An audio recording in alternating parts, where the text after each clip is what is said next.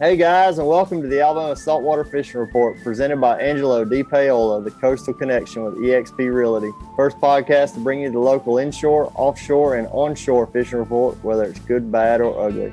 I am your host today, Captain Patric Garmeson, and I am joined today with my furry, bearded friend, Captain Richard Rutland. How you doing today, buddy? Was shaking Hulse. I'm just ready to get after it. Man, speaking of rodeo, man, that thing's behind you. How many hours of sleep did you get or did you not get over the last few days?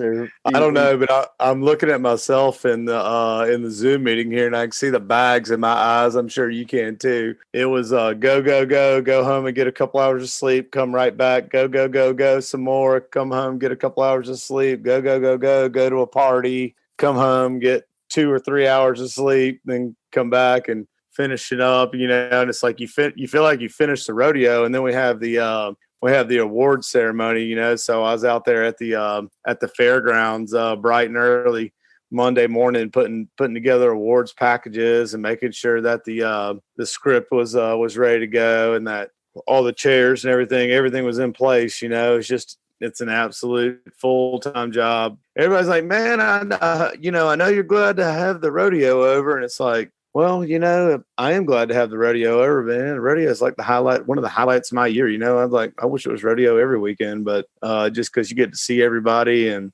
there's always like so much excitement and fun and all kinds of good stuff around the tournament. It's always a good time.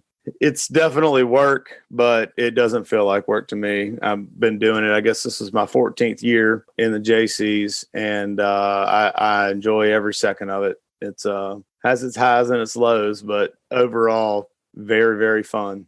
Yeah, you for sure know that I was part of the group for a couple years, and mine wasn't so much like I wasn't trying to make a career out of it like you have you made a second career out of being a rodeo member, but I just wanted to. I kind of felt like it was a civic duty almost to participate in the event and enjoy the fruits of y'all's labor, and then put a little hard work, put a little sweat equity into it, and then, ready to go back to fishing. So I've been fishing it the last couple of years, and, I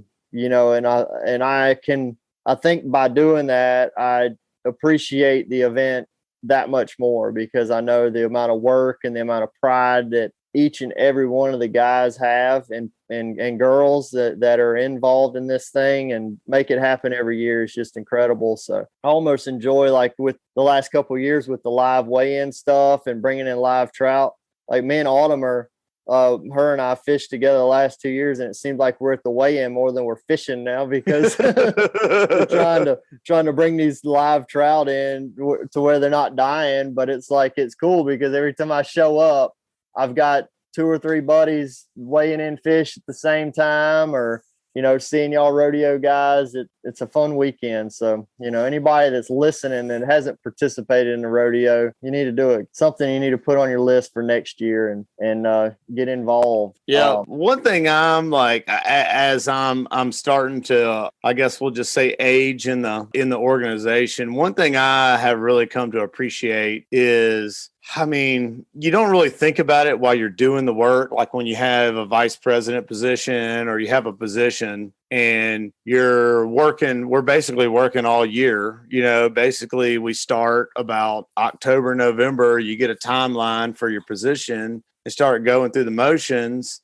And you really don't even think about it. You just do it. And then your mom and Mike at the award ceremony really kind of got me a little bit, like a little emotional, like thanking me for how much we do and how hard we work. And it's taken me a few years, I guess, to appreciate that because it just really seems like nothing, but when I stay at the rodeo site till 9, 10, 11, 12 o'clock after the tournament's over for each day, and I'm picking up trash or reconciling the weigh station or counting money from ticket sales or beer sales or whatever we've been doing, it's like those little thank yous really have started to mean a whole lot more to me, and then it's always funny. There's always a lot of emotion around a tournament, you know, and then you have good ones and bad ones, you know, and you're thinking, man, golly, if you just knew what we did to put all this together and try to do something civic, give back to the community. That's how I feel like I'm doing it. Like I said, I wouldn't trade any of it for the world. Hey, go back to live weigh-in. Live weigh-in, we broke every single record there was to break this year as far as like ticket sales, cash prizes, jackpot tickets, live weigh-in. I haven't got the numbers from Crystal yet, but like we literally put 60 plus fish a day in the live tank. And of course, anybody who was down there saw that we had a new tank built by KillerDock. Fine dock. Fine tank. Oh my goodness. It was so cool, you know, and I was like kind of chuckling, you know, about the live weigh-in deal. I pioneered the live weigh-in, and we started out in 100 or 200 gallon horse troughs, you know, weighing in live fish and putting them in the tank and then tagging them and letting them go. And then we got the sheriff's flotilla dive tank that we put the fish in. And then after that, we borrowed one from Saltwater Fanatics, you know, courtesy of Justin Fadala. And then we had our own tank built. And it was so cool just to see all those fish swimming around in that real clear water. We made our own water this year and whatnot. And it was, man, it was just so gratifying. I think our spectators and anglers liked it a lot to look in there and see like 50 trout swimming around in a 900 gallon tank, you know, that's now ours, which I'm really excited about. We can call it our tank. We're not borrowing one or putting it in horse troughs anymore. It really makes the whole spectator aspect of it that much cooler, I'm sure. Anyway, well, Richard, let's move on and let's get this show going. We've got to. No, I want to talk about rodeo more. Come on. I'd love to, but let's get some fishing reports too in here. So, is that what we're doing today? Yep, this is what we're doing. We've got David, the pounder of the Pierce, Thornton, lined up. Who do you have lined up for us on the offshore? We've got Kyle Hammond. Kyle is a offshore angler, and his team broke the rodeo record Swordfish this past weekend. There you go. You get to talk more rodeo. I can't wait. And then I think you and I are gonna talk about some inshore fishing. So anyway, I think we've got a great show lined up, and let's hear who has made this week's show possible. This week's ASFR is brought to you by Great Days Outdoors Magazine. If you hunt or fish in Alabama or the Deep South, you know that it's different down here. Spawning seasons, patterns, and food sources are not the same as they are in other areas of the country. At Great Days Outdoors Magazine, Southern outdoor writers pick the brains of the best Southern hunters and anglers and give you the best how-to, where-to, and when-to articles, along with so much more. Pick up a Great Days Outdoors Magazine subscription and become a better Southern outdoorsman. Great Days Outdoors Magazine can be found at your local Barnes & Nobles, Books A Million, Tractor Supply Company, Rural King, Bass Pro Shops, or you can save and buy online at greatdaysoutdoors.com. And also brought to you by Hilton's Offshore Charts. The days of heading out and blindly looking for good fishing areas are pretty much over. Don't waste time and money on fuel searching for fish. You need the most recent, highest resolution images to not only know where to go, but where not to go. The knowledge provided by today's technology is critical when planning an offshore fishing trip. Make the choice that professional captains all over the Gulf make and choose Hilton's Real-Time Navigator. The easy-to-use interface and excellent customer service will have you on the fish every time you go. Check them out at hiltonsoffshore.com. All right, gonna bring on David, the Pier Pounder Thornton. How are you doing, David? I'm great, Richard. How about y'all? Yeah, we can't complain. We've been rodeoing so far. We're interested to hear a onshore beach report. Sounds like there's you guys have been up against some conditions that have been making some beach fishing tough. I know that the great brain, the engineer that you are, that you've figured out something. So tell us about it. Yeah, my conclusion was not to worry about it this year. No, but I tip my hat to the people that did, and yeah, pompano, is one category that people can really contend with during the rodeo, from year to year. And I knew this year was going to be especially challenging because we've had just 2 months of contending with this now July grass, what people are just calling summer grass nowadays. Changed the name, huh? Yeah, I guess they'll have to change the name, because here we are in late July and we're still, it's in some places it's really, really bad. But then other beaches, it's cleared up. I did have the opportunity to fish in Orange Beach this week and found a nice clear beach. We didn't have any problems at all with grass getting on our lines, very little at all. And even though it was a pretty choppy morning and all, it was still relatively clear water and good conditions for surf fish, and caught a nice mess of whiting and nothing else. But we really weren't targeting much of anything else either, except throwing some lures, mainly to target bluefish. There's been some fine bluefish caught along the beaches. You know, that's one way that people have been getting around this grass issue. You know, instead of just thinking on that one level of bottom fishing, one way of getting around it is throwing spoons. And what we were doing was throwing bubble rigs, and caught some nice Spanish mackerel right off the beach. And so I thought that was a nice bonus. And the folks that I was fishing with, they took those to a restaurant and had them cooked up, and, you know, so they were really tickled with that. So cool. One thing I would like for you to give us just a little bit of an explanation is that we're hearing about this June grass, now summer grass. It's my understanding it's kind of like an algae or something that typically is on the bottom, and then the surf comes through and breaks it up, and then you have a mess on top, bottom, and throughout the water column. Is that am I understanding correctly on what that is? Yeah, you are. It's a free floating algae. You know, it's not rooted in the bottom or anything. When it's not agitated, it tends to settle in the bottom, in the trough, mainly between the beach and the longshore sandbar.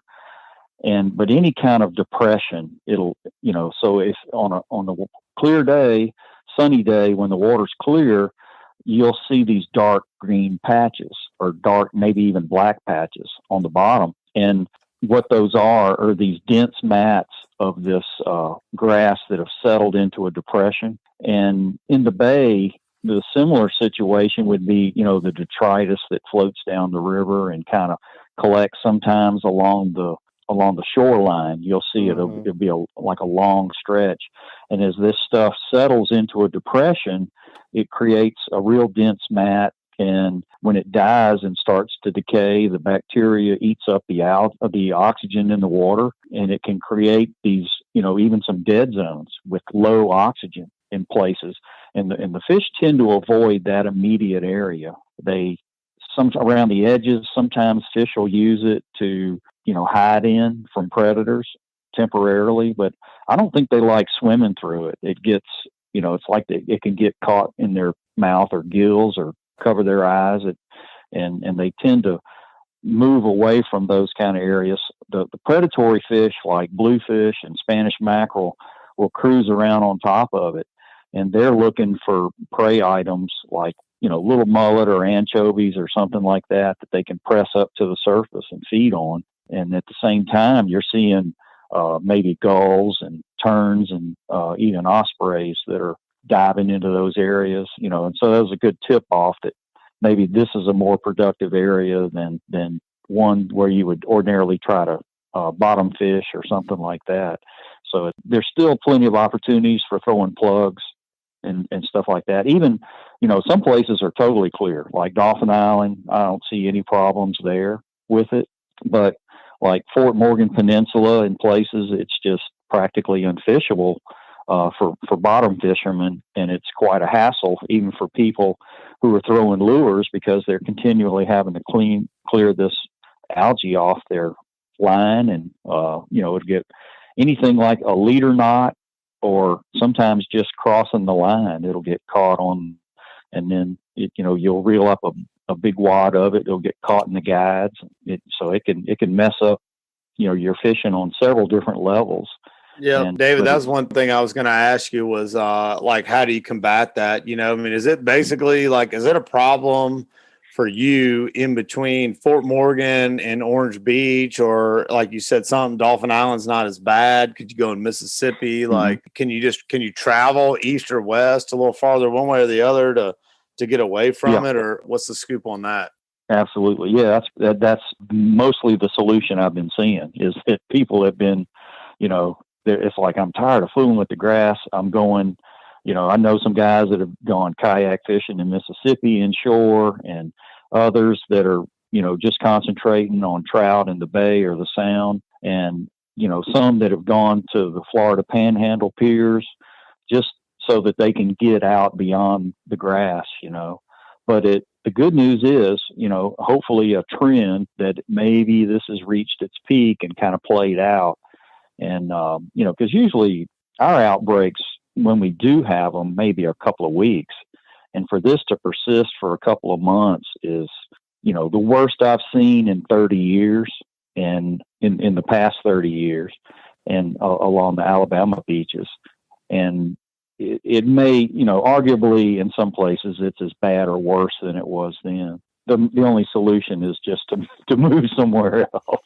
Well, David, let's talk a little bit about what are some ways a Gulf Shores or Orange Beach, Alabama angler can go to the shore or to the pier. What are some good things that they could be thinking about, like say on this upcoming weekend, as far as targets and kind of some expectations there?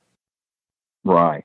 I would recommend that fishermen, number one, be mobile, don't get locked in to doing one type of fishing at one particular beach. I know it's a hassle if you're renting a house for a week and it's kind of grassed in, but if it is, try throwing topwater first thing in the morning or in the evening, or throwing a bubble rig or a spoon, for Spanish mackerel and bluefish. And, that's a lot of fun, and you can cover a lot of water by doing that. And perhaps in doing so, you may find a point or a sandbar a little further down the beach where the grass isn't as thick. And another good thing is that, these are not stagnant situations. They evolve over a period of time with the long, short currents and the wind blowing in different directions and such.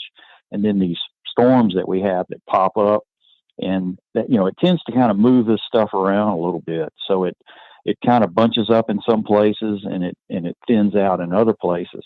And, to me, it's similar in some ways to the way that sargassum grass reacts on the surface. The winds and currents drive it and form mats, and the same thing happens with this grass underwater near the bottom.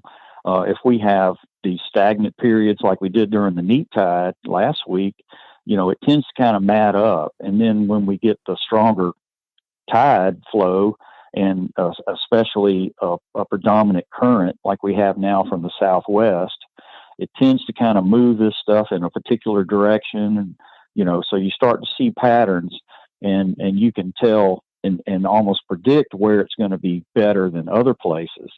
So that in couple with watching the weather, watching which you have to anyway, with this summertime pattern, you got to watch the radar. And, I'm glad I've got one of those apps that kind of beeps at me and it says rain in 15 or 20 minutes. And it helped us the other day. We had to get off the beach, 7 a.m. because there was a thunder shower coming. And so we went under cover for about a half hour, and it blew through, and we went back out on the beach and had a great time. And the same thing happens on the pier sometimes. And you just have to kind of wait those periods out. And the grass situation is the same way.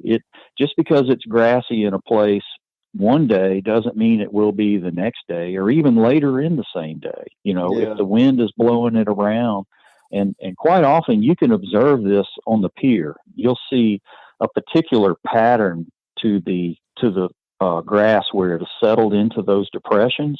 And so it kind of helps you read the depth of the water, and you can tell where the fish might break up. The other day when I was out there were some very distinctly clear areas where it was much easier to fish, and there was very little suspended algae that would get caught on your line. And that I noticed that more fishermen tended to gravitate into those areas almost instinctively to get away from, getting hung up with it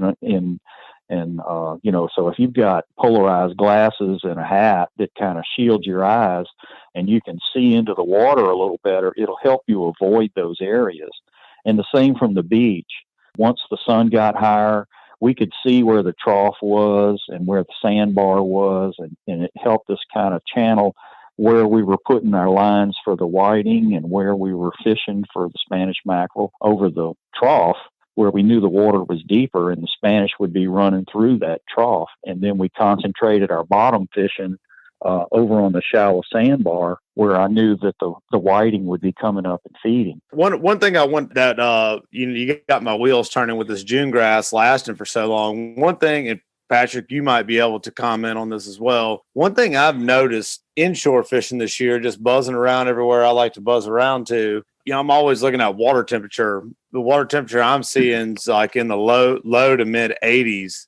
And a lot of times by the time we hit July, it's almost pegging the high 80s, if not 90s sometimes. You think that has something to do with that, or you think it's more the freshwater aspect? Or Patrick, are you seeing the same thing? I was thinking the exact same thing on water temperature, because of all the years I've been guiding, I've never seen 83, 84 degree water temperatures like as your average throughout the whole month of July, and that's pretty much what I've seen.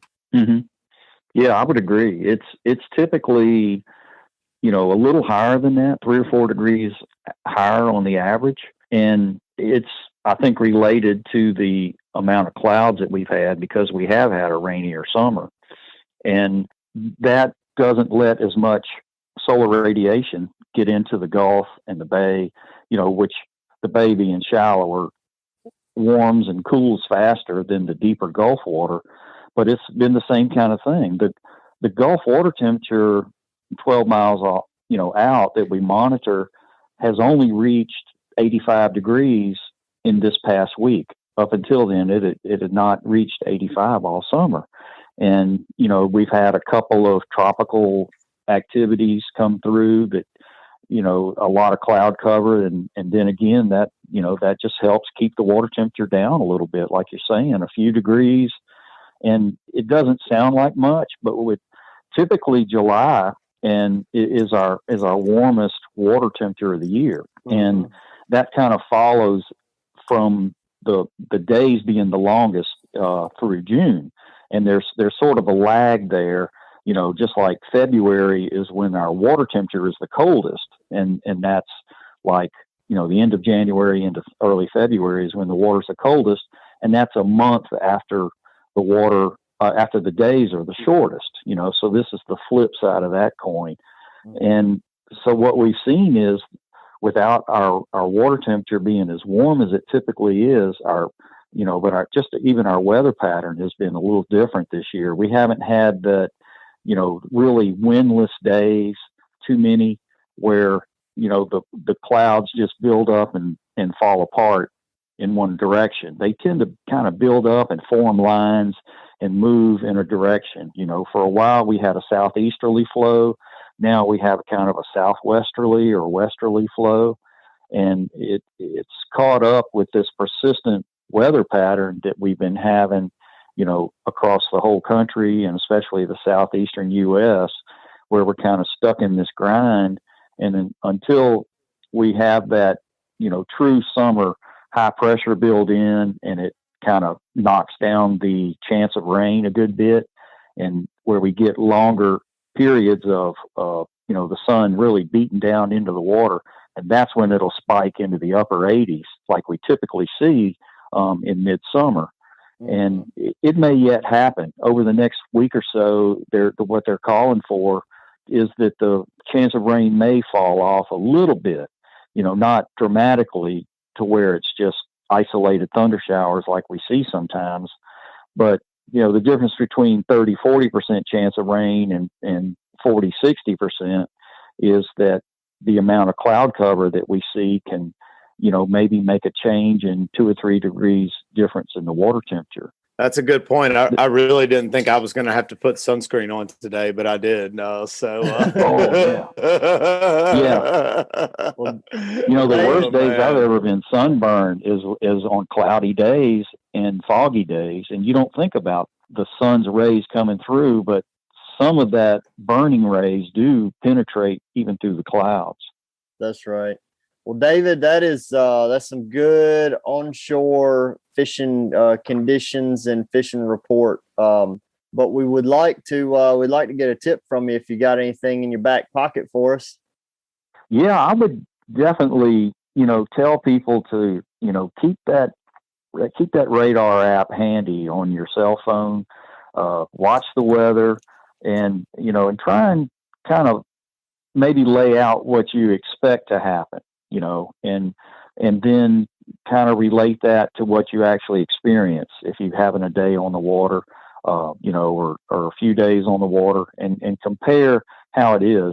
Just because they say 60% chance of rain doesn't mean you're going to get wet, but That's right. It means that 6 out of 10 parts of the area will get wet, and it may not be all the day either. And typically our pattern this time of year is if it's going to be wet along the immediate coast, it's usually in the morning. If not right at daybreak, it'll be within a few hours, and especially this time, currently right now, when these weather systems are kind of tracking, and you can watch them on the radar, and they kind of stay together and move, 50 or 100 mile stretch, in the course of this thunderstorm, instead of just blowing up and falling apart in one particular place like they typically do this time of year. So watch your radar, and be aware of like gust fronts and stuff like that, because, it's not so much of an issue for shore fishermen as it is somebody that might be in a kayak or, even a medium-sized inshore boat like you guys fish, that, you can get some of these gust fronts, all of a sudden you feel that cold air and the wind picks up from, 8 or 10 miles an hour, and it's gusting over 30, and it may stay that way for half an hour, and it whips up 3-4 foot waves in a hurry.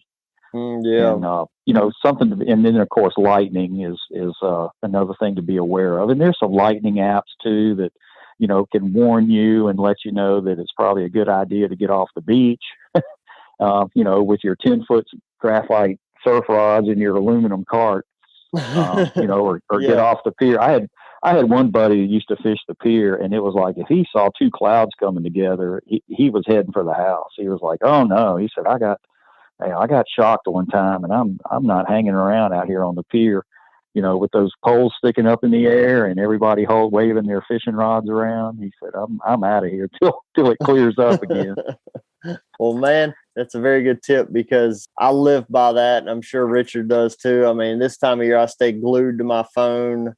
When we're not actually fishing, I'm constantly checking the radar and checking the wind apps and making sure that my next, kind of planning out every move one rainstorm at a time. So appreciate that. Exactly. Appreciate that advice from you. And if anybody would like to get up with you for maybe some fishing, some shore fishing, some beach fishing, or just pick your brain, how can they get in touch with you? Yeah, they could email me at peerpounder@gmail.com, or give me a call, 251-458-2775.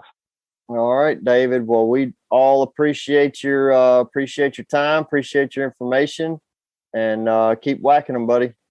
Oh yeah, y'all too. Glad to hear from y'all, and hope you keep catching them. All right, thanks, sir. Oh man, Richard, that's pretty good info from David. The Peer Pounder, man, he's like a scientist or an engineer. I mean, he's many of the much smarter group of people than I am, just as a simple fisherman, because he really dissects his stuff.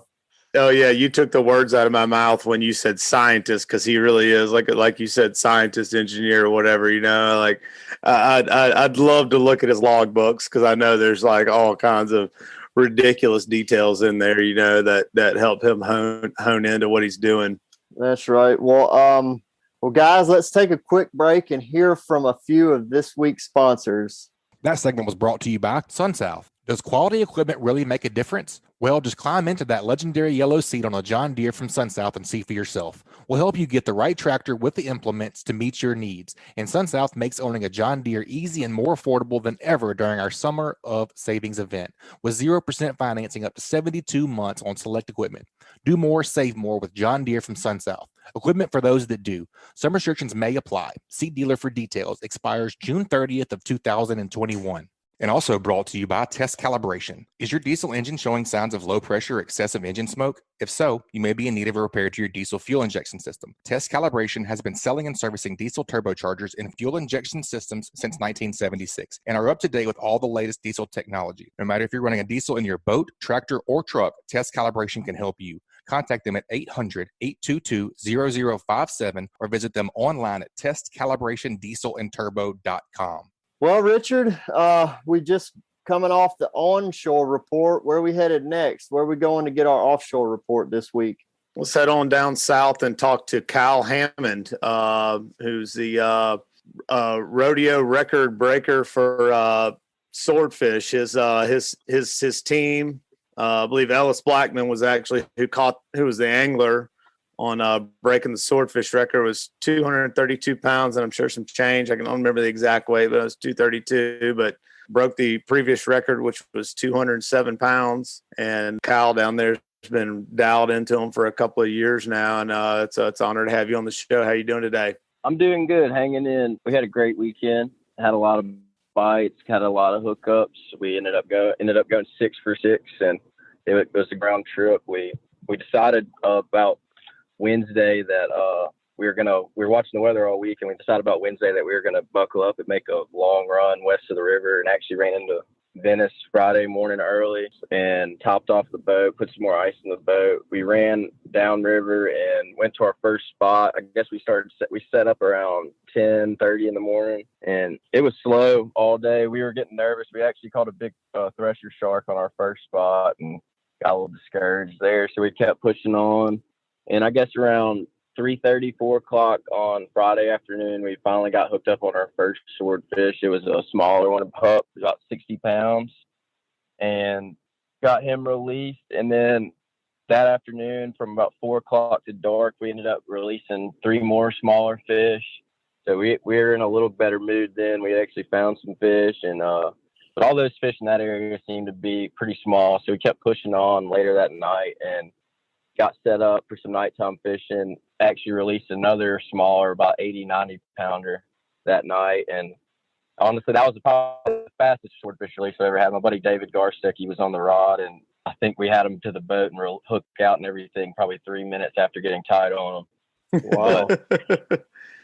that morning we set up right there, and I knew the major and minor was pretty good. It was the majors were right there at daylight and right there at dark. And for sword fishing, it's all about moon phase, major, minor, and really the air pressure. So the air pressure was falling and getting low because all those storms up on the shelf. So we were feeling pretty confident. And first drop that morning, we hooked up, and I was actually on the rod, and the fish ended up being about 145, 150 pounds, and we put them in the boat and got set up on another drift right there. And that second drop on that spot, we got down to the bottom, popped our release weight off. I mean, as soon as my buddy popped that weight off, that fish hit. It was an instant bite, and I knew it was a good one just by the way he bit, and that rod really doubled over. So he got my buddy in stand-up gear on the fish. About 20 minutes in, the fish came flying up to the surface, jumped out of the water, gave us a good show. And then that's when the real fun started, and he started digging back down, ran all the way to the bottom, and pretty much an hour and a half after that, we worked him up to the boat and finally got some gaffs in him.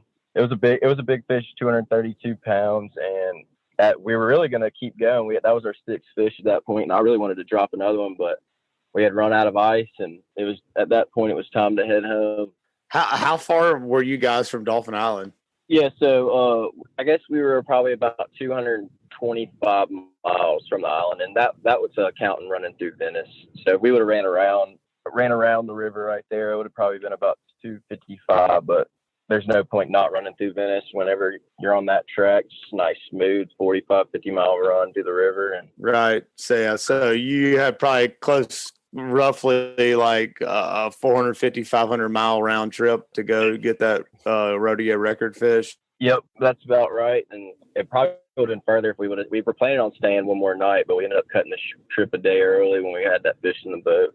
Yep, I would have too, man. That was a good one. I strung that fish up and hoisted it out of your boat, and it was an incredible fish. It's so funny, like Patrick can relate to this, like like with speckled trout or redfish, like the same 22-inch or 26-inch redfish or speckled trout, weighs like 3 different weights out of 3 different areas. You know what I mean? Because you can catch them and they're like skinny and they have no belly whatsoever, no girth.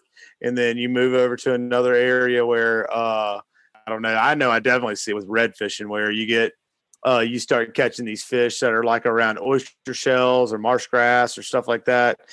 In the Mississippi Sound, they're like super skinny, and then you find the fish that are like up around grass, around fresh water and stuff, and they're like another 2 pounds bigger or something, and especially if they're around pogies. Oh yeah, and then like so the fish you caught obviously was like around something that had a lot of fat and protein in it because that fish was real girthy in my opinion. It was pretty cool. Yep. Hey Kyle, I got a tactical question. So you said that y'all released, did you say you released one about 90 pounds or so? Yeah, we did. Would that and this is completely because I don't know anything about swordfish. Is that illegal? Was that a legal fish and you chose to release it, but could have been a fish that placed in the rodeo anyway? Or help me understand what went into that process. I mean, you were just banking on a big bite.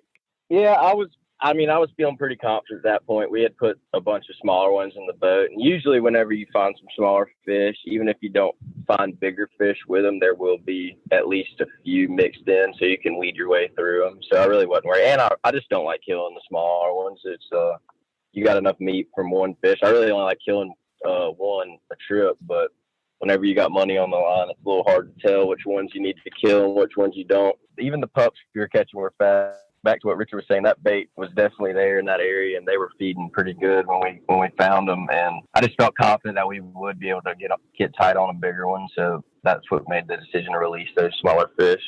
Yep. Talking about the bait and stuff, I mean, you said that earlier, kind of in your report that you were seeing the bait on the bottom machine. Were you actually seeing the fish too, or what? I mean, that's it's getting real technical with the transducers and the electronics and stuff as far as this daytime sword fishing goes, and being able to drop a bait on a fish's nose per se these days is pretty incredible. Is that you guys doing stuff like that as well? Yeah, we really were. We didn't mark too many swords. I think we marked that the last one we hooked up on we had a real good mark under the boat. And that's the thing, when you're in that deep of water, I think our cone shoots like 450 feet from side to side all the way around the boat. And those fish, like, they could be right on the edge of the cone and you won't mark them that well. There's be a little bitty mark on the machine, make you think it's bait. But that last fish, we did get a good mark under the boat, and that's how I kind of knew it was a bigger one. But that bait, that's really the key. If you have transducers that can find bait, if there's bait down there, it's just like any other fish and you get into. If there's bait down there, there will be some fish. It's just a matter of finding them when they're feeding. That's right. I think it's so. Patrick and I can relate a lot with the solunar stuff and pressure for that matter. I know one of the very best speckled trout bites I've ever been on with the charter one time was like when we had a front coming through that day, and we went out and just absolutely had a hammer day on a day when the pressure was dropping. We had a front coming through, and like you said, that's just really crazy that a fish that lives in anywhere from 11 to 1,800 foot of water, is basically where most people are catching them, can feel pressure and can relate to moon phase and all these other things. It's just, I don't know, it just kind of blows my mind how everybody's kind of starting to put the pieces of the puzzle together as far as what makes a good day, what doesn't. Yeah, that pressure has a lot lot to do with it. I create a log every time we get a bite or get that we know it's a swordfish or lose one or catch one. And so once you just build those logs up, I mean, it helps, especially if you're going to the same spot over and over again. I can get on a log and say, we caught them this day, just like this, same conditions, and go back to that spot and they'll be there. But it's when you're going to a new area like that, you try to just find the right conditions and go off your logs a little bit, but it's kind of blind fishing. You got to figure them out. Every spot can be different. Sometimes they don't want to cooperate certain spots. Sometimes you'll mark so much bait that the fish just don't want to eat what you have in front of them because there's so much other things down there to eat. That's right. Well, Kyle, tell us a little bit about your electronics. What are you using to be able to see down into the depths of the abyss? We're running the Airmar R599LM. It's a 3 kilowatt chirp transducer, and it's paired up to a Garmin GSD 26 sounder module, and it's incredible, really. Once it's a little bit different than your regular bottom machine, just because it's so strong that you have to really get used to what you're looking at and how to run it, and your settings got to be pretty good. And even different bottoms. If I'm fishing a mud bottom, I'll run a slightly different setting than a hard bottom because the returns will be better off the hard bottom than the mud. But it really is an eye opener. You can look down on that bottom and really pick out what's down there. Cool. What's it mean to you that you your boat, your team caught a rodeo record, man? I mean, like a rodeo that's one of the most prestigious things in Alabama, my opinion. Of course, I'm might be a little bit biased, man, but how's that feel, man? How's your team feel about all that? Is that a big deal? Yeah, it was a pretty good feeling, man, when we came home, and I really thought that fish, how fat he was. He was a little bit shorter than what I thought he was. He was 77 inches, but his belly was full up, and it was a great experience. I was super proud of y'all, man. You and your team are probably one of the, I'll just go ahead and say it, probably one of the youngest teams I've ever seen, jump off a boat with a fish like that. It was just absolutely mind blowing to me. There's usually, somebody with some gray hair behind the wheel, bringing in a rodeo record, man. So I was stoked for you guys. It's kind of cool. You guys are the next generation coming on up, and bunch of contenders on there. I love it, man. That was freaking awesome. I'm so proud of y'all. I appreciate that. Yeah, the Ellis is actually the oldest kid on the boat. He's 22 years old. So. That's awesome, man. Making a 500-mile round trip, man, and oldest guy on the boat is 22. I love it, man. That's awesome. Yeah, we had beautiful weather over there, thankfully. It seems like most of those storms that everybody dealt with all weekend was over towards east of the river up on the shelf. So we got kind of blessed with all slick weather. Didn't even get rained on, so can't complain there either. Didn't even get rained on in the rodeo. There's something wrong with that. That's why I was watching the weather till Wednesday, because historically it's usually the roughest weekend of the year. That's right. Everything I owned was wet on Friday. So that's what we heard. I called my parents back Friday night and told them we had released a few, and they were saying, "Man, are y'all good out there? It seems rough over this way." And I was like, "Man, I haven't seen a wave over a foot." All right, Kyle. Well, we're gonna go ahead and get you introduced into the Hey Cap question. This week's Hey Cap question is from Josh Boyd. He says, when sword fishing, if you don't have a transducer strong enough to locate bait or fish in the depths you're fishing, how do you pick a spot to drop, and when do you know it's time to try a new area? Josh is pretty much using Seymour maps, just kind of looking for ideas on, just trying to hone in a little bit better on going out there and capturing a swordfish himself. Yeah, so on that front, when I'm like trying to find some new bottom, like what we did this weekend, I'm just looking for some structure and really current, because if you're blind fishing like that, you're going to want to be able to cover some ground. So really, you want to be drifting about 1.1, 1.2, but anything over that, you're going to have to use a little bit bigger weight, so it makes it a little bit tougher, but it's doable. But when you're blind fishing like that, you just want to go find some good topography out there, find some good structure, and you got to look where the current's setting up on the structure. It's almost just like snapper fishing. If the current's hitting a spot from the west, you want to go get on the west side and fish the current side of it. And then sometimes if you're like fishing a hill, or say you're fishing on top of a hill, those fish might set up on the top of the hill. They might set up on the front of the hill. They might on the side or the back. So it's really just trial and error. You just got to put some drifts in. And if you're not getting a bite in 20, 30 minutes and you're drifting a pretty good ways, I would move over and try to fish that structure a little bit differently than what you think. And after that, if you don't get any bites, I would just move on to the next spot, because I mean, they could be there and they're just not biting, and you'll go to another area and they'll be biting over there. Like, do you ever bump troll at all, or do you ever move your bait, with the boat, or do you just take the wind and current and let it push the boat how it's going to push the boat to present your bait, or do you try to go into it sometimes? Yeah, whenever the current's going, like say it's going like a mile and a half, I like to just let the boat do its thing, let the weight do its thing, and then actually back up towards the line and let that bait and weight fall back closer to the bottom, because it will be getting pulled up in the water column. But so like this weekend, we didn't have hardly any current over there, which was kind of discouraging at first, but it ended up not being a problem. But we were drifting, probably the slowest I've ever drifted out there was less than half a knot, and I think we caught all of our fish in a 600-foot area right there, all on top of each other. But when it's like that, I actually put a little bit heavier weight. So we could have used a 3-pound weight. I put a 5-pound weight on, and we would actually bump the boat in gear and get that. Again, actually, instead of backing up to the line, you would slope it out a little bit and then let it come back to the boat naturally by just stopping the boat. And actually, when we were fishing over there, the current wasn't moving at all, hardly. So it seemed like, I think half of our bites, we had bites whenever we actually put the boat in gear and got that bait moving a little bit more. Right.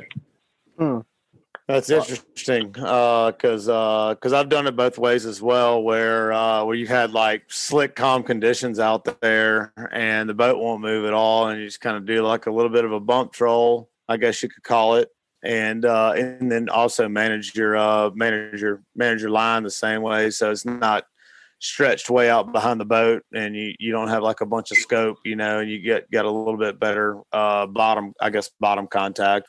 You don't have like a big bow in your line. When I say scope, bow, same thing. So I've kind of seen it. I've seen it both ways. The scope of the line is where you're going to miss most of your fish, it seems, at least for me. If the line's scoped out like that, there's just almost so much slack that you either have to use the boat to get tight on the fish, or you just got to get lucky. But whenever you're straight up and down, the hookup ratio is a lot better. So I try to keep it pretty close to the boat.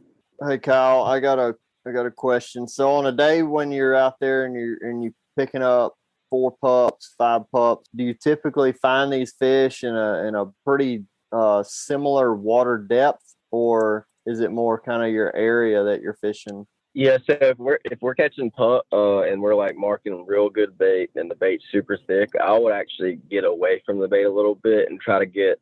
So you imagine imagine a school of fish down there, and your pups are in the middle doing most of the eating.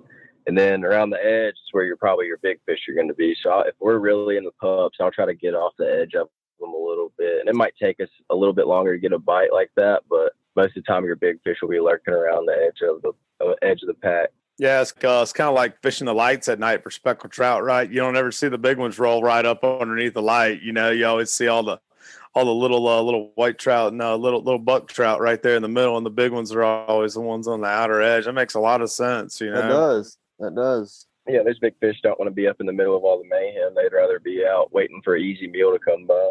Well, cool. Well, we went from a Hey Cap question into more just general talk. But anyway, thanks Josh Boyd for submitting that Hey Cap question. Josh is going to get a prize pack from the Slick Lure. Make sure you email us at alabama@bestfishingreport.com with your shipping address to redeem your Slick Lure package. Yep, and Josh, if you catch a swordfish on a Slick Lure, I want to see a picture of it. Okay. Me too. Oh man. Well, Kyle, you got anything else to add? Put some time in and for all the guys that haven't done it a lot, build a log. That's what I did. Started from scratch, and eventually you'll be able to go out there and pick out your days and figure out what works and what doesn't. That's it, man. You can't be scared to go fishing, man. You got to wet a line. That's right. Can't catch them at the house. Well, Kyle, if you ever need somebody to hold a bag of swordfish steaks for you, I don't mind holding a bag. Richard let me hold a bag last time he caught one. So I got some backpacked up here. If y'all want some, I'll holler at you when I get off this. All right, Roger. Thank you, Kyle, man. Appreciate it, man. Great talking to you, bud. Good talking to y'all. Appreciate you having me on. Keep wagging them. Well, Richard, that was a cool report, man. It's always interesting to hear these younger guys. Unfortunately, I'm not part of the younger guy group anymore. So me neither, sir. I tell you what's funny about the whole younger guy comment there is I don't feel old. I feel young, but I'm old. Yeah. I'm like, I'm with you. Like we're almost 40. Are you 40? You're not 40 yet, I'm turning 41 this year, Hoss. Oh, wow. You are old. I'm not 40 yet.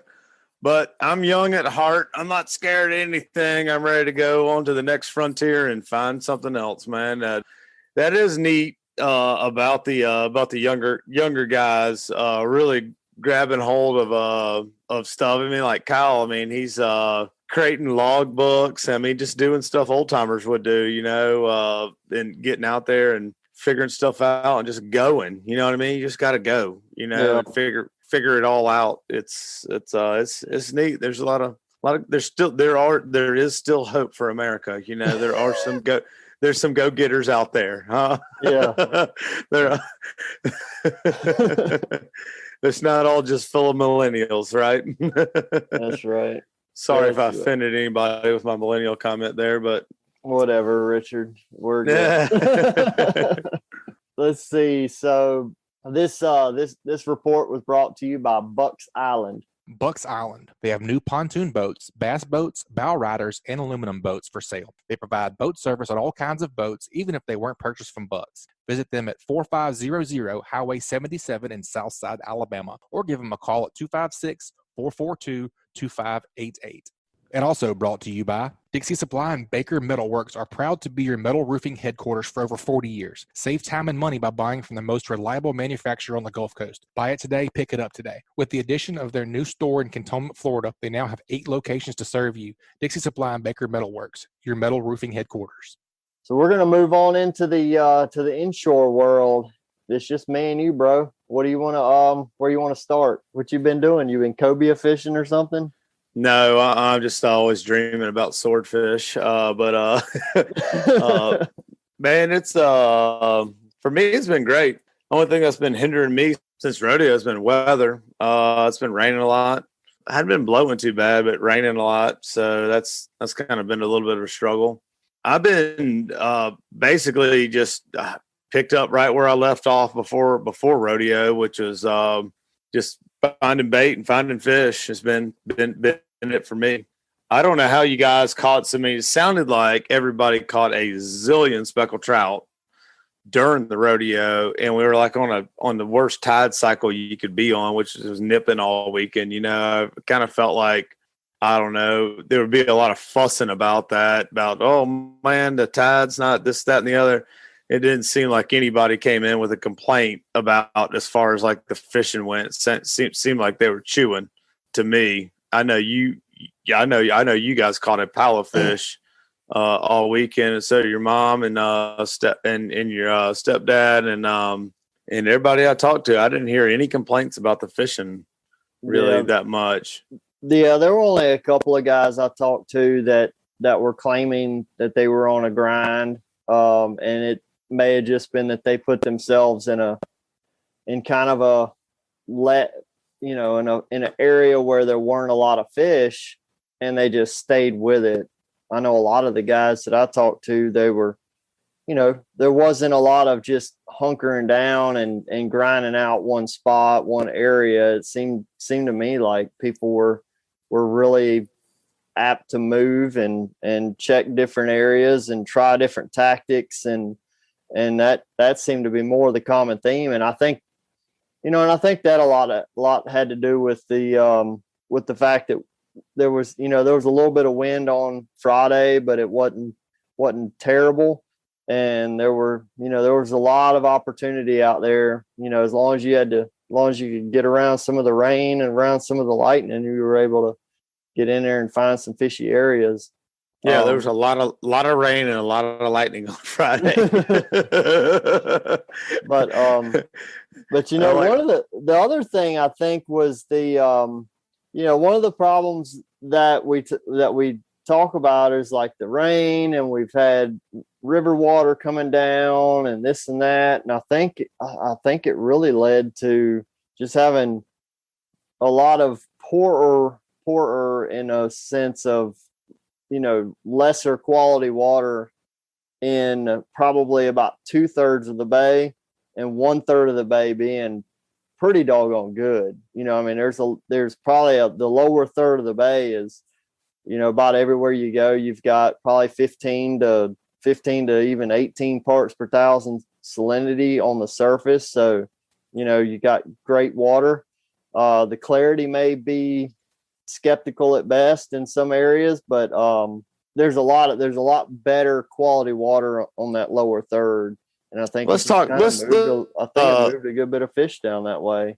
Let's talk about water clarity. It's kind of still blowing my mind that the water still hadn't cleaned up good like it should be right now this time of year since our tropical storm.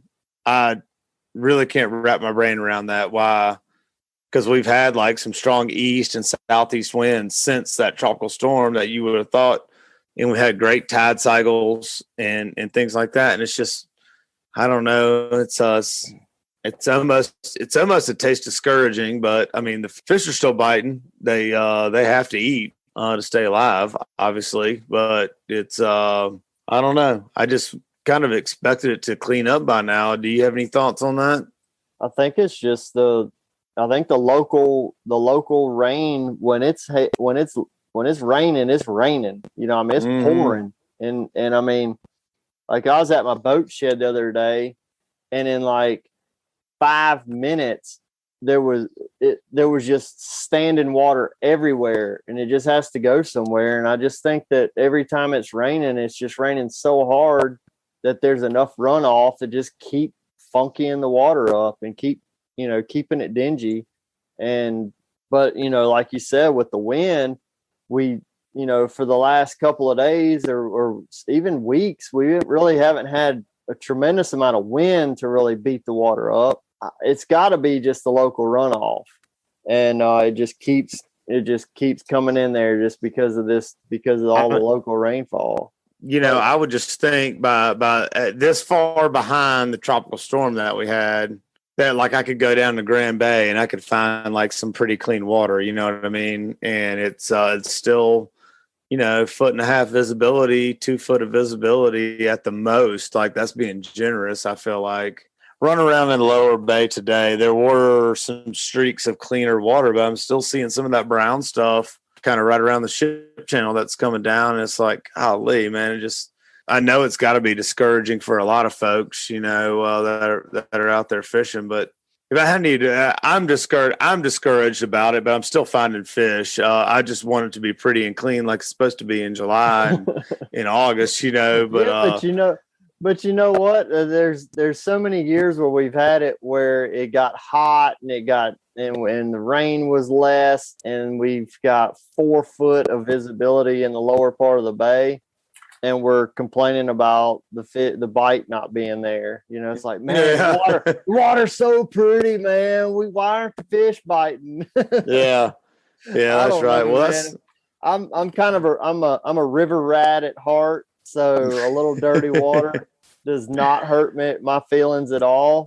Even today, we caught them in some pretty brown water. I mean, it was, probably 18 inches of visibility was probably pretty accurate, and it was very brown in color, but we were catching speckled trout, redfish, sheephead, mostly everything on live shrimp for us, but we did have some strikes on some slick lures, some fish pulled off, but the live shrimp was our game the last 2 days. And are you noticing a lot more sheephead bites and it's crazy than more than normal for this time of year, right? Mm-hmm. I would say typically by the end of May or mid-May, I mean, if we catch one a week would be pretty, a pretty good catch. And I mean, it's like right now, I feel like I could go at will and go. And if somebody were to jump on a boat and say, man, I want nothing more than my 10 fish limit of sheephead, I feel like I could go do it without fail. Well, I got one for you there, Mr. State Record Sheephead Holder. Have you ever caught a sheephead on a live croaker? I have not. Well, we had a, me, I can't shut up about rodeo on the show. We had a little grudge match against some past presidents and rodeo members and stuff. A little tournament last week. My buddy Matt Thomas was on my team, and first fish of the day was a sheephead on a live croaker. And I thought he had a giant speckled trout. I'd seen this big head shakes and was pulling drag. I was like, oh man, he's got a good one. He kind of came up to the surface because we were only in about 2 foot of water around some oyster shells. And he reeled in a sheephead, and it was it was very comical, like what was the sheephead trying to do eating a croaker? He must have tried to pin him down to the bottom to get the hook in his mouth. I don't know what he was doing, but it was pretty interesting. But thinking back to that week, we leading up to rodeo, which I don't think a whole lot has changed as far as the pattern goes, man. We were fishing a lot of live croakers, doing a lot of wade fishing and having just a blast all day. One day last week, but right leading up to the rodeo, it was a lot of fun. They definitely seem like there's definitely a great finfish bite going on with speckled trout right now. So during the rodeo, Autumn and I fished. We did a lot of shrimp fishing around the deep structure, and then on Sunday when I caught my fish to put me in second place in the speckled trout category, I committed to top water and just caught almost all keeper size, like 17, 18 to 21 inch trout they were all on top water. And then all of a sudden it was just like a frenzy of activity. Autumn was catching them like crazy on shrimp. And I mean, it was like blow up after blow up on top water. And it turned into like these little bitty trout that weren't much bigger than the top water. But up until that point, I mean, it was the bigger trout were definitely more interested in the finfish type. Me using a topwater bait, being a finfish imitation was what was keying in on the bigger bites. She was throwing a shrimp and she was catching one keeper per probably every 10, or if not more than that. And it was really similar to that for us on Friday and Saturday when we were doing some shrimp fishing around the deeper structure. I think you're right. I think the bigger fish are way more dialed in on a finfish right now. Yeah, well, just in terms of thinking like a fish, like we like to do, you got to figure like shrimp really with the fresh water coming down have been scarce. We've heard nothing but complaints from the guys we buy bait from every day about how hard it is to catch shrimp when it should be relatively easy this time of year for those guys to go catch shrimp. So, I mean, the fish are probably thinking the same thing or feeling the same thing. They got to eat. So, it makes sense why maybe the finfish deal is happening a little sooner than later, because it usually seems like that's like a late summer kind of deal, which I guess we are getting close to late summer. It's the end of July, but it's kind of a different year with that tropical storm dropping all that rain on us. Yeah. I still can't get over our water temperatures being 83, 84. I mean, the highest I've seen is 86, like in several weeks. It's just been fun, man. I mean, like we can, despite the water quality still kind of sketchy in a lot of the areas. I mean, there's still redfish opportunities, sheephead opportunities, speckled trout.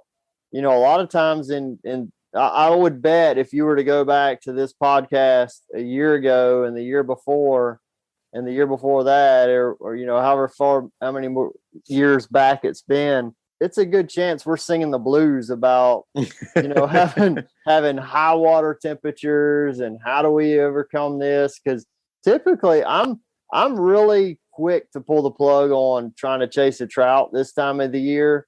There's a lot of years in the past where by late July, I may put about an hour or two first thing in the morning on a speckled trout, but the rest of the day, I'm going to look for triple tail. I'm going to look for Spanish mackerel. I'm going to look for jacks. I'm going to look for things that are way more active than a speckled trout. And I mean, we're able to catch those jokers kind of throughout the morning. So it's been pretty interesting to be able to have those opportunities. And I mean, and even like back on the kids rodeo, Cooper and I fished the kids rodeo, and man, he had an absolute blast. We set out in the Gulf and fished the nearshore rigs, catching Spanish mackerel out there. And he got done with that trip. He's like, "Dad, we need to do Spanish mackerel fishing more often."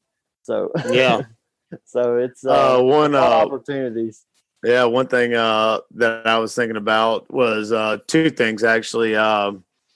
I think I can count on one hand how many times I've had to bust out a slip cork this year. You know what I mean? And like do some deep water fishing. Done very little of that. Been able to get it done in shallow water all year for the most part. And then talking about Spanish mackerel, something I was thinking about when Pier Pounder was talking about starting to target some Spanish mackerel. I kept a couple Spanish not too long ago, and you know, didn't do anything special. Frying pan, a little butter, a little seasoning, or whatever. Spanish mackerel is a very, very underrated fish as far as table fare goes. Spanish mackerel is delicious. I mean, I was blown away. I couldn't tell you the last time that I'd had a Spanish mackerel that I cooked. I don't know, and I don't know why. Don't ask me why, but man, they're very, very, very good to eat. I will never say a bad thing about eating a Spanish mackerel. Not to mention they pull 5 times harder than anything else you catch out there, same size, you know? Yeah, that's right. That joker, ton of fun. You tie him tail to tail with a speckled trout, and he's drowning that speckled trout every time. Oh yeah, he dragged him to Cuba. You want to go to Mexico? Oh man. Well, it's I tell you, like you said, like you were just talking about, if you listen to the show a year ago, we probably were singing the blues. But overall, I don't know how you feel about it, Patrick, but overall, inshore fishing this year seems like it's definitely up. I'm catching a lot more slot reds this year, bull reds as well. Speckled trout size and numbers seem to be very good compared to years past. And overall, I'm very satisfied with our fishery right now. Me too, man. Hearing guys that are targeting flounder and catching flounder. I really haven't gone out of my way to target any flounder, but I've been hearing some good for where we've been flounder reports. So there's that too. I tell you one thing, I was telling somebody the other day, every single time that I have gone wade fishing this year, I have caught 1, 2, 3 flounder wade fishing, throwing the slick lure. Blows my mind to like get back in the boat with a stringer full of trout and there be, a handful of flounder on my stringer. That's never happened to me before. Wow. Until this year. Good. It's crazy. It's cool. It's really cool. Just imagine if I was actually targeting flounder, what you could do, like what you're saying. There's, I've heard several reports of some guys going and catching like 15 and 20 flounder in a day here recently. It's pretty amazing. It's a lot of fun fishing too. Yeah, that's and it's just good news that there's there's some rebound in our fishery from, we've a lot of people have been singing the blues about flounder. So that's great to hear that, hearing those reports that I've been getting. Speaking of you throwing the slick lure, I was listening to the podcast last week and you were talking about doing mostly wade fishing. And you've been throwing slick lure, top water, croakers. Have you been able to get like customers throwing the slick lure, or are you throwing the slick lure? What's your what's your technique been on getting the slick lure bites? In my experience here just recently, it's been like I've almost got to skip it on top of the water to get them to bite it. Oh, really? No, I haven't noticed that. I've been throwing a combination of things at them. Most of the time when I drop customers in the water and we're going wading, I usually have some live croakers with me. And I'll kind of get out in front and I'll like get a bite or a tap or something like that. And I'll get I'll wave my customers in and say, hey, y'all throw right here. And we can usually get bites, and I'll kind of a little bit. And I wouldn't say I've had any trouble getting bites on it. It's still been effective, and I'm not doing anything different as far as my action goes. And even when I'm catching those flounder, I'm working it almost the exact same way that I would for a speckled trout and catching flounder. The hot colors for me lately have been cool beans, has been far and none the best color. And even in this dirty water too, but that just always blows my mind. You can throw what I would consider a clear water lure in dirty water and have success. I don't get it. I'm not asking any questions, just we'll keep throwing it. But the Bayou Blues has been real good, and of course the old faithful Beat Cat's been producing for me as well. But cool. That's been it, man. But the croaker bite, we got on a great croaker bite last week, man. And golly, that's so much fun. Just feel that thump from the trout. Kind of drop your rod tip, let him chew on it a little bit, and wind up and set the hook. Golly, man, that croaker fishing is a lot of fun. It's almost addicting, like kind of like I am about these, dreaming that I was Cal Hammond and I could go sword fishing all the time. It's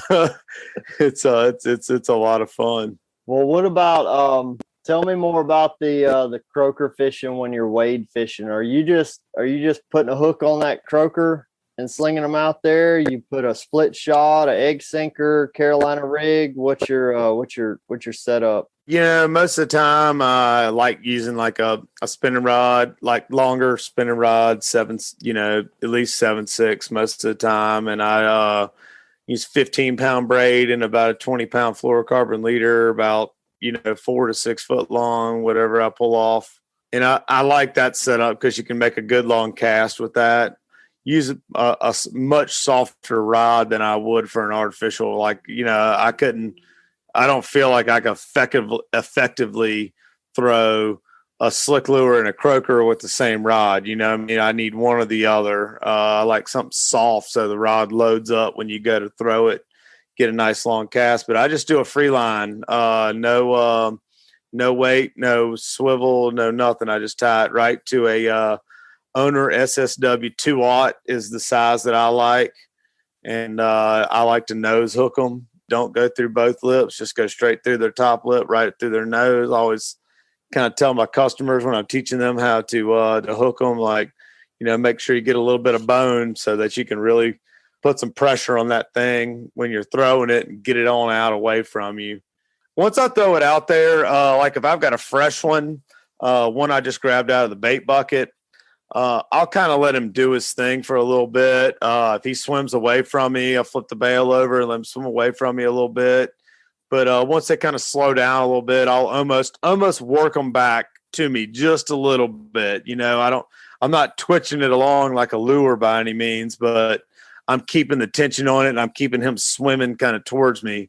One thing I always kind of chuckle about, I always tell everybody when we get in the water and we're croaker fishing, like, hey, keep your rod tip high. I almost keep my rod tip when I'm wading with croakers.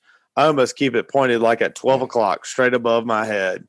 Really? And the reason I do that is so that when I do get a bite, I can drop my rod tip nice and slow and let that fish eat the croaker, get it down in his mouth, And then that way, once he takes all the slack out of the line and I'm pointing my rod almost at the fish, I can start to reel and set the hook at the same time. And so many people want to keep their rod out in front of them, and they miss a lot of fish by doing that because the fish has no chance whatsoever to get the croaker down in their mouth. I feel like I know for a fact they're eating them head first. And it takes a little bit of time for that fish to kind of get it right how he wants it before he can start swallowing it. You got any thoughts on that? Man, I wish the way you just went through all the motions, like what we really need to record that and put it all out there because I get it. Like I could close my eyes and visualize exactly what you were saying. But there's so much importance to like rod positioning when you're live bait fishing. I think that's a very underrated topic.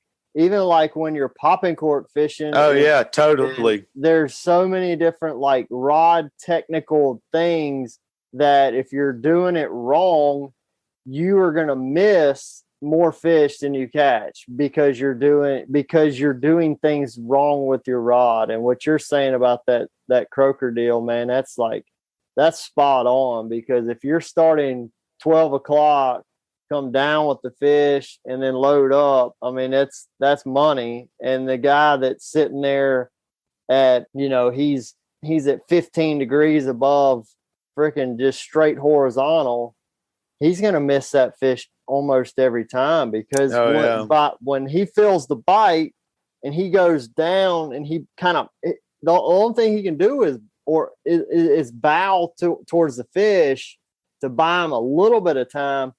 He might stick one or two, but that person is going to be missing some fish when they're starting out there. But if they're starting out with that rod tip straight up, like you're saying, and just follow the fish down and then bust them coming back, there's going to be a lot more fish hit the bank or hit the strainer.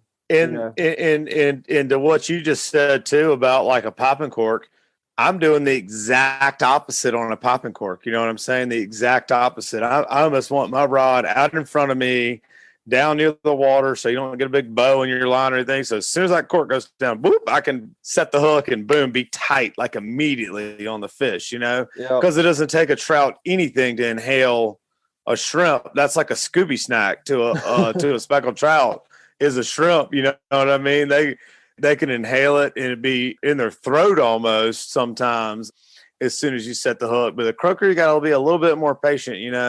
I will say sometimes I will flip my bail over sometimes and maybe give them like a 2 count worth of slack before I flip back over and set the hook. And a lot of times that's just kind of like bait size specific. If I know I've got like a big 6 or 8 inch croaker, I'll feed it to them just a little bit more. But I really like those owners or a kale hook. Owner also makes a very, very good kale hook. I couldn't tell you what size I use. I want to say it's a number 2. The great thing about those, I like the 3/0 for croaker fishing. Yeah, but those hooks always seem to find themselves right in the corner of the mouth or right there versus getting gut hooked or kind of hooked funny or whatever. I don't know what it is, but they do the trick. They blow my skirt up. Yeah, they're good and sharp. Actually, to mention that, I actually got my very first hook all the way to the barb in the palm of my hand. 41 years old, or no, 40 years old, almost 41. Got my very first hook all the way to the barb just the other day, and it was an owner Kale 1/0 hook. Had to get my mom and Mike, my stepdad, got them to snatch it out, bandage it up, and then I went fishing. But hey Patrick, I got news for you. You're not trying hard enough if that's your first time, man. Seriously, that's my first time. I've been good at avoiding it. Well, Richard, you got anything else to add to the inshore report? Man, the only other thing I want to say that maybe added to some of my success, particularly last week, not so much this week because we've been having weather and stuff like that. But I've been pulling a shrimp net a fair amount and catching my own bait. That's been interesting. Bait's been hard to come by. We've been alluding to all, for the past 2 months, and it's really been a home run for me. Being able to get good fresh bait. Hadn't been like through a bait shop, where a bait guy goes and pulls his net and then puts it in his bait tank and then transfers it to another bait tank, which gets transferred to a bucket, which gets transferred to my live well, and then to a shrimp. You cut down a lot of those steps there. Man, I went one afternoon and I caught enough shrimp on about 5 drags one afternoon to last me 3 days. And I kept it alive for 3 days in my boat. That's awesome. It went a long way, and I really didn't spend that much time doing it or that much effort. It was pretty seamless. But you do have to make some moves, and something I always say is pay attention, know what you're doing when you're doing it. That particular afternoon, I paid attention to how fast I was dragging, the water depth I was in, things like that, and killed it. And like I said, I had more bait than I knew what to do with, and it lasted me several trips. Even the croakers did great. That is awesome, man. Well, I've been kind of mixing things up, been buying some shrimp, been throwing the cast net, catching some pogies. That's been working for me. I really hadn't done much croaker fishing, but I don't know. I do things a little bit different. Pogies kind of fit the way I fish. So, yep. You said it earlier. You said it a river rat, right? Yep. River rat. Yeah. That's right. Can't get away from that style of fishing. Well, Richard, man, it's been good catching up with you on the inshore world. So, I mean, what you got going on, man? How's your books look? How you booking up? You need some dates filled. Where you at? We're looking, I would say, kind of a little bit average at the moment. I always am hot and heavy, like basically March through July, and then it seems to lighten up a little bit in August and September for me. But the phone always seems to ring, and always seem to stay fishing. This year I'm running 2 operations, running inshore and an offshore operation, and we have availability in both here in the near future. If anybody wants to jump on and get on in quick in the near future, I want to say like the next 3 weeks. I've got 2 to 3 days available each week on both vessels. So there's plenty of availability if anybody's wanting to get going out there. We got as soon as July is over for offshore, I believe amberjack and triggerfish are going to open back up. So that's something to look forward to as far as the bottom fishing goes. And then the inshore fishing is staying nice and steady. And then before you know it, hopefully my brown fishes will show up. My ling, man, I'm starting to maybe get a little bit excited about that. Saw a bunch of those coming at the rodeos, so maybe things are turning around. In the next couple months, you got anything different that you do? I mean, are you gonna book some specific cobia trips, or do you do anything unique or different, say August, September? Man, it seems like when September rolls around, just history, just going off of history, I seem to kind of get off of the speckled trout fishing just because it can be so inconsistent at times. And yes, I do start chasing a lot of ling, chasing a lot of blackfish. And then I can always think back and think about some incredible slot red fishing trips that I've had in the month of September. Always seems to be red hot. I don't know why. Just like I said, thinking back to history, always repeating itself. Those are the 3 species I like chasing the most. Not to mention, September and October are like 2 of the best blue water months out of the year that you can go offshore and do some offshore trolling for some tuna and some dolphin, and then of course we were just talking about swordfish in there too. Can't get enough of that, right? So that's really, that swordfishing is really becoming almost a year-round fishery, or? Oh yeah, for sure.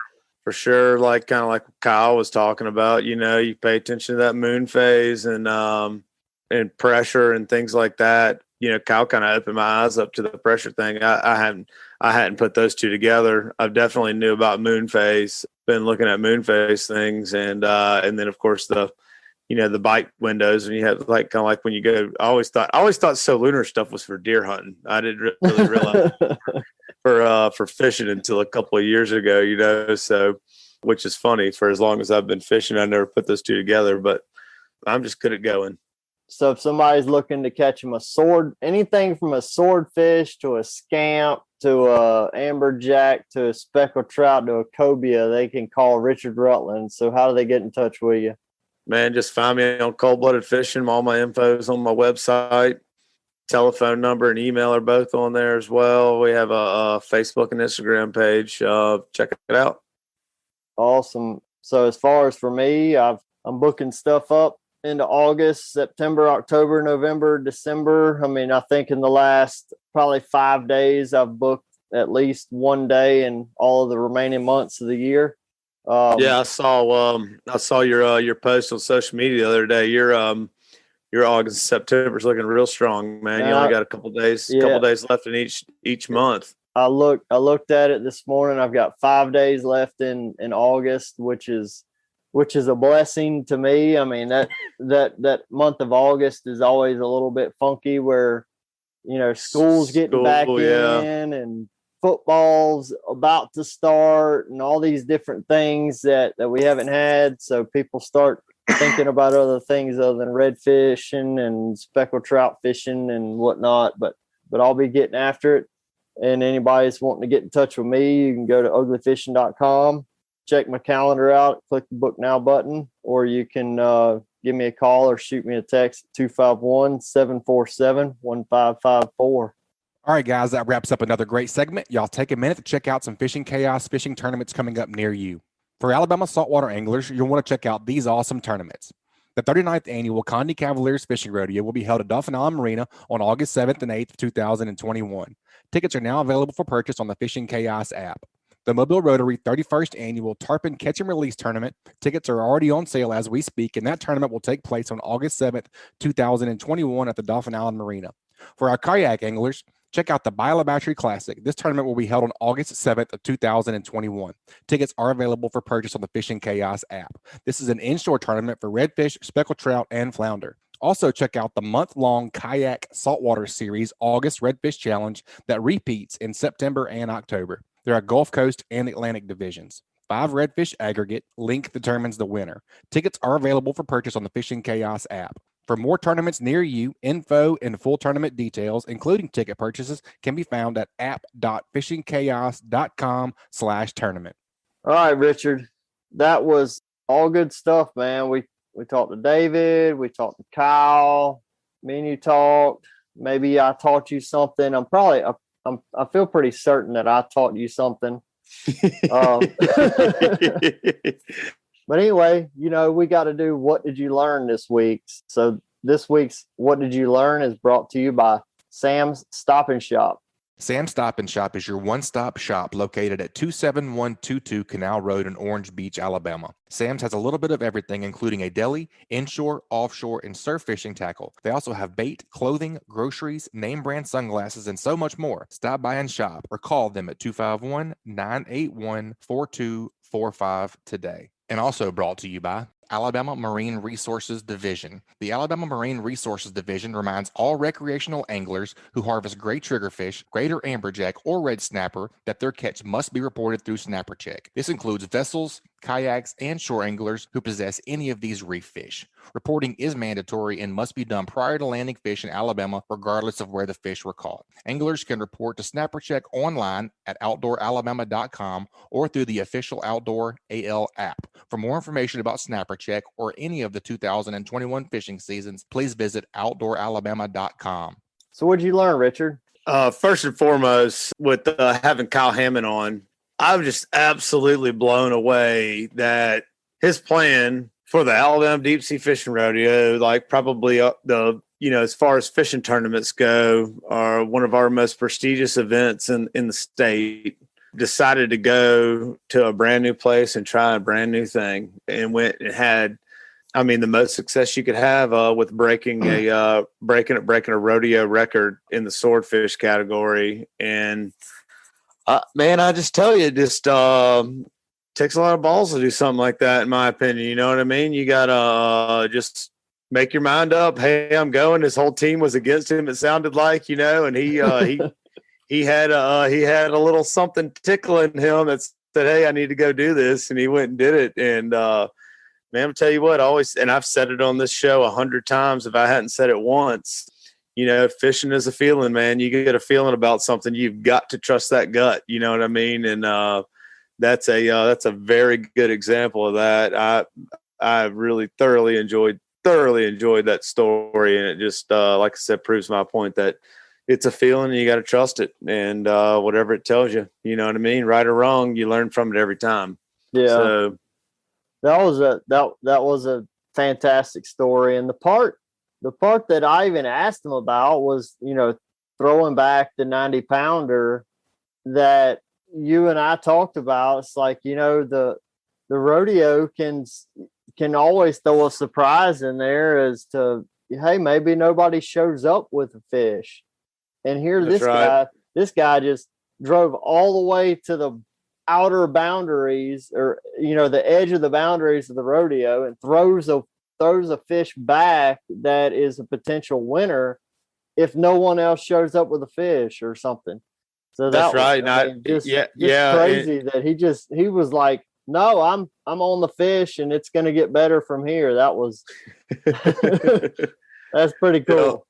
Yep, and like I was kind of telling you before we started this segment, you know, there was the Kirchers weighed in a 93.5 pound swordfish that cashed them a check in the cash prizes division. You know, so that's funny. You got, you know, that I don't know what you want to call it, but he damn sure wanted to win that category and went out there and did it. You know.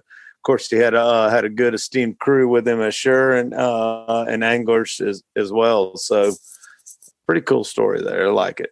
It is, man. You know, as far as what I took away, I mean, I really enjoyed Kyle's segment, and you know, enjoyed all your conversation on inshore fishing that I probably know equally as much as you do. So, yeah, I don't know that I learned anything from you, but we both play that same game with each other. So, you know, I think you know more than me. I know more than you. It goes back and forth, right? Huh? That's right. That's right.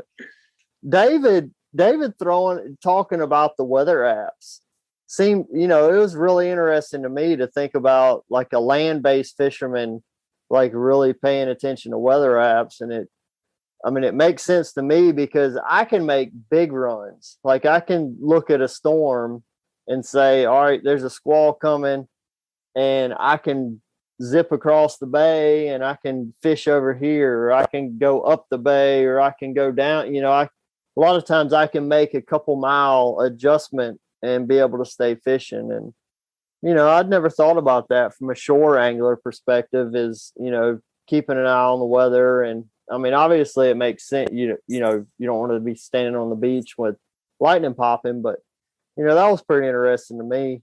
And, you know, and also, you know, me learning about that on the beach side of things and the shore side of things kind of brings me to a question to you, Richard. What are some of the weather apps that you use that you rely on every day?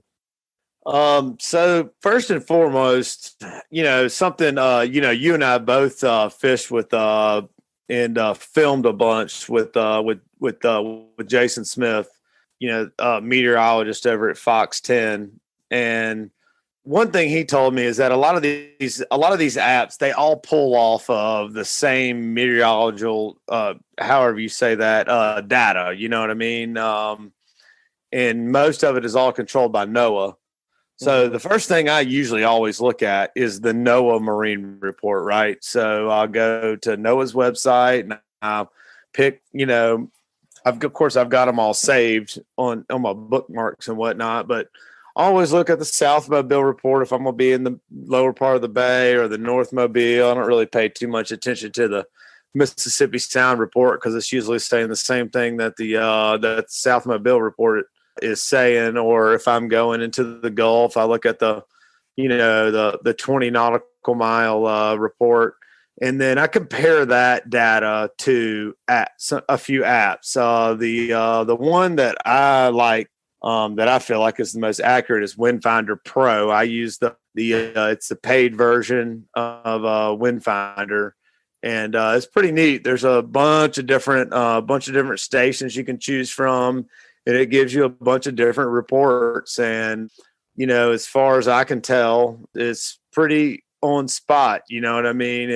And the cool thing about it is like, like NOAA is kind of broad about as far as like, hey, there's going to be showers and thunderstorms today, and the wind's going to be out of the east, and then it's going to switch to the southwest, or whatever. And Windfinder kind of breaks that down for you in 2-hour increments. And I don't know. I mean, I hate to I don't hang my hat on any of the weather things. You know what I mean? I put my finger up in the air and I'll tell you what the weather's doing, right? But so I don't put a whole lot of eggs in that basket, but more times than right for me, more times than not, it seems like it's very accurate as far as what it says the wind direction is going to do and change. And you can almost see it track around a lot of times where it'll show like it's going to be like hard east in the morning and switch to the southeast and lighten up or something, and you kind of see the increments, and you can really almost plan out your day that way, your fishing trip that way, because there's things that are way, way fishable on an east wind that are not fishable on a south wind. You know what I mean? So, and then there's things on a south wind that aren't fishable on an east wind. So you can kind of plan out your day throughout that. The other one that I use a whole lot, and it's back to NOAA, is, and I know you use it a lot too, is the Tides and Currents app, or Tides and Currents website that NOAA has there, where we've got like a station in the Mobile River, Dog River, East Fowl, West Fowl, Bayou La Battery, Fort Morgan, Dolphin Island, all those places. And man, I bet I look at that more than anything as far as fishing conditions, you know what I mean? Just so I know what the tide level is where. And I know, and I've almost trained my brain to know, okay, well, if I've got 1.5 foot of water at Dolphin Island, I can go fish Little Dolphin Bay, or I can go fish the Sand Island Flat, or wherever, you know what I mean? I know where I can go and can't go. And it's a water level thing for me. So those are the couple that I really like. All right. Well, I use the Wind Finder. I use Wind Alert as far as where I'm going to get my wind predictions. NOAA, the best recommendation I can give with NOAA is if it says 10 to 15, you add them together. So if it says 10 to 15, it's blowing 25. If it's that 20 to 25, you better call it 40, 45. It's going to be blowing. But I like those two as far as wind. And I just try to average them together, because the best case scenario is that there is some discrepancy, and I kind of make an average out of them and try to make a prediction off of that. As far as while I'm on the water, worrying about thunderstorms and rain and all that stuff, I'm watching Radar Scope. I have Radar Scope Pro. It gives me lightning strikes, and it gives me a radar up to within usually 2 to 3 minutes accurate. I can make some real life, get out of dodge a storm, keep my people fishing kind of decisions with Radar Scope. And that's a real deal radar that as long as you've got good cell signal to be able to get that app to be able to pull up, you can make some real hardcore easy decisions and be able to dodge some rain. Or, I mean, sometimes it's like, all right, well, here's a storm. We can go sit right here. And that's how I ended up catching my second place rodeo jackpot trout this past weekend. We had a storm over here that was pushing us off of the fish we were on. We had a storm over here that wasn't going to allow me to go fish another area. I went and sat right in the middle and caught the trout that put me in second place. And it was all cool. because I was watching that radar, and I saw one opportunity, one area that was fishable, and it all made sense. And the good Lord blessed me with a big bite, got us in the jackpot. That's right. I forgot to mention my radar app that I like. I like one called My Radar. It's the thing I like about My Radar, and I have the paid version for it as well. Man, the definition of what's going on with it, and I haven't seen the scope. What'd you say it was? Radar scope. I haven't seen radar scope. Next time we're sitting underneath the pavilion somewhere, hiding from the rain, I'll have to check it out. My radar, man, the high definition that it has of where it is and showing you all that. And the other cool thing about it is with the paid version is you can see wind coming off of the storms and whatnot, which sends these little streaks through the across the map that I really like. So you can really get a good read what's going on. Of course, like the slower they're moving, the less the wind is, and they're streaking real hard across the map. You can tell that there's definitely some wind there. Because, for instance, yesterday there was a bunch of thunderstorms out in the Gulf all around, and I had my captain Brady running our offshore boat, and he was like, "Man, I don't know what to think about offshore this afternoon." And he's like, "The wind's coming from all different directions at every buoy you look at offshore." And sure enough, I looked at my radar, and you could see this one little storm pushing through the Gulf, and there's wind. Just looks like it's like flowering off of the thunderstorm. And sure enough, that's exactly what was going on. And so it's kind of neat. You can really understand what a storm's doing with that. So it's I love all our tools. I tell you, half the time I want to take my phone and throw it in the water when I'm out there fishing and my phone's ringing, because all I want to do is be fishing. But it is a very nice, useful tool to have your phone out there to be able to make good decisions with about as far as, having a successful day. Yes, sir. Well, Richard, I think it's about time to wrap this thing up, bro. Man, I'm waiting on you. Where you at? All right, man. I've enjoyed recording with you, but it's time to wrap it up. All right, folks, that's going to wrap it up this week. Subscribe, rate, and review wherever you listen to podcasts. If you'd like us to email you this podcast, just text fishing to 314-665-1767. Again, just text fishing to 314-665-1767. Subscribe to our email list, and we'll send you the new show each week. This week's Alabama Saltwater Fishing Report was brought to you by Coastal Conservation Association of Alabama. Check them out at ccaalabama.org. And also brought to you by Photonis Defense PD Pro Ultra Light Ultra Compact Night Vision Systems. Simply the best in-class night vision systems ever built. Contact them at photonisdefense.com to learn more. Photonis Defense, Masters of Darkness. Also brought to you by Foster Contracting, Fortified Roofing Pros. Did you know you could save up to 40% on your homeowner's insurance with a fortified roof? Learn more at fortifiedroofingpros.com or call them at 251-973-9999. And also brought to you by B&M Pole Company. B&M Pole Company is more than just panfish. Check out their Sam's Super Salt series designed for shallow water fishing for trout and redfish at bnmpoles.com. This week's Alabama Saltwater Fishing Report brought to you by me, Angelo DePaola, The Coastal Connection. Find us online at thecoastalconnection.com.